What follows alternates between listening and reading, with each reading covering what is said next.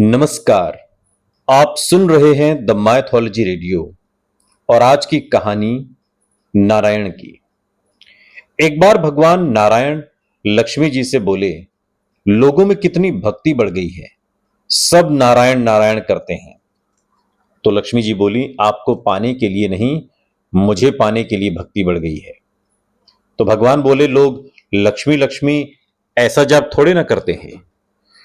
तो माता लक्ष्मी ने कहा कि विश्वास ना हो तो परीक्षा हो जाए। भगवान नारायण एक गांव में ब्राह्मण का रूप लेकर गए। एक घर का दरवाजा उन्होंने खटखटाया और घर के यजमान ने दरवाजा खोलकर पूछा, कहां के हैं? तो भगवान बोले, हम तुम्हारे नगर में भगवान का कथा कीर्तन करना चाहते हैं। यजमान बोला, ठीक है महाराज, जब तक कथा होगी आप मेरे घर में रहना। गांव के कुछ लोग इकट्ठा हो गए और सब तैयारी कर दी।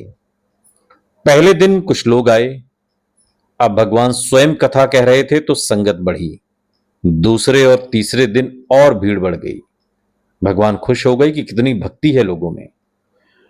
लक्ष्मी माता ने सोचा कि अब देखा जाए कि क्या चल रहा है। लक्ष्मी माता ने एक बुजुर्ग महिला का रूप लिया और उस नगर में जा पहुंची। एक महिला ताला बंद करके कथा में जा रही थी कि माता उसके द्वार पर पहुंची। बोली, बेटी जरा पानी पिला दो। तो वो महिला बोली, माता जी 3:30 बजे हैं, मुझे प्रवचन में जाना है। लक्ष्मी माता ने फिर कहा, पिला दे तो बेटी, थोड़ा पानी, बहुत प्यास लगी है। तो वो महिला लोटा भर के पानी लाई। माता ने पानी पिया और लोटा वापस लौटाया तो लोटा सोने का हो गया। अब ये देखकर महिला अचंभित हो गई कि लौटा दिया था स्टील का लोटा और वापस लिया तो लोटा सोने का हो गया। ये कैसी चमत्कारिक माता जी है। अब तो वो महिला हाथ जोड़कर कहने लगी कि माता जी, आपको भूख भी लगी होगी, खाना खा लीजिए। ये सोचा कि खाना खाएंगी तो थाली कटोरी चम्मच गिलास सब सोने के हो जाएंगे। माता लक्ष्मी बोली, तुम जाओ बेटी, तुम्हारा प्रवचन का समय हो गया। वो महिला प्रवचन में आई तो सही, लेकिन आसपास की महिलाओं को सारी बात बता दी। अब महिलाएं ये सुनकर चालू सत्संग से उठ खड़ी हुईं और अगले दिन कथा में लोगों की संख्या कम हो गई। तो भगवान ने पूछा कि लोगों की संख्या कम कैसे हो गई? किसी ने कहा कि एक चमत्कारिक माता जी आई हैं नगर में, जिसके घर दूध पीती हैं तो वो गिलास सोने का हो जाता है, थाली में रोटी खाती हैं तो थाली सोने की हो जाती है, और उसी वजह से लोग प्रवचन में अब नहीं आ रहे।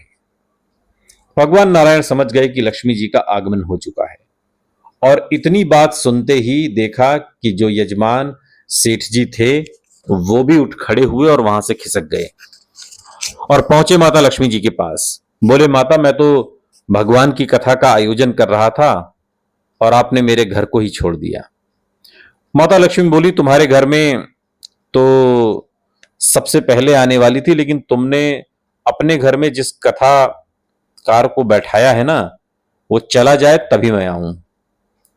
सेठ जी बोले, बस इतनी सी बात, अभी उनको धर्मशाला में कमरा दिलवा देता हूं। और जैसे ही महाराज भगवान कथाकार के घर आए तो सेठ जी बोले, महाराज आप अपना बिस्तर बांधो, आपकी व्यवस्था अब से धर्मशाला में कर दी है। महाराज बोले, अभी तो 2-3 दिन बचे हैं कथा के, यहीं रहने दो। सेठ बोले, नहीं नहीं, जल्दी जाओ, मैं कुछ नहीं सुनने वाला, किसी और मेहमान को ठहराना है। इतने में लक्ष्मी जी आई और कहा कि सेठ जी आप थोड़ा बाहर जाओ, मैं इनसे निपट लूं। माता लक्ष्मी जी भगवान से बोली, प्रभु अब तो मान गए? भगवान नारायण बोले, हां लक्ष्मी, तुम्हारा प्रभाव तो है ही, लेकिन एक बात तुमको भी मेरी माननी पड़ेगी कि तुम तब आई जब संत के रूप में मैं यहां आया। संत जहां कथा करेंगे वहां लक्ष्मी तुम्हारा निवास जरूर होगा। ये कहकर नारायण भगवान ने वहां से बैकुंठ के लिए विदा ली। अब प्रभु के जाने के बाद अगले दिन सेठ के घर सभी गांव वालों की भीड़ लग गई। सभी चाहते थे कि ये माता सभी के घरों में बारी बारी आए, पर ये क्या, लक्ष्मी माता ने सेठ और बाकी सभी गांव वालों को कहा, अब मैं भी जा रही हूं। सभी कहने लगे, माता ऐसा क्यों, क्या हमसे कोई भूल हुई? माता ने कहा, मैं वहीं रहती हूं जहां नारायण का वास होता है।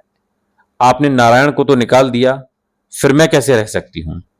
और वो वहां से चली गई। इस कहानी से यह शिक्षा मिलती है कि जो लोग केवल माता लक्ष्मी को पूजते हैं वो भगवान नारायण से दूर हो जाते हैं। अगर हम नारायण की पूजा करें तो लक्ष्मी जी वैसे ही पीछे पीछे आ जाएंगी, क्योंकि वो उनके बिना नहीं रह सकती। जहां परमात्मा की याद है वहां लक्ष्मी जी का वास होता है। केवल लक्ष्मी जी के पीछे भागने वालों को ना माया मिलती है, ना ही राम। सुनते रहिए द माइथोलॉजी रेडियो, सुनता है सारा इंडिया।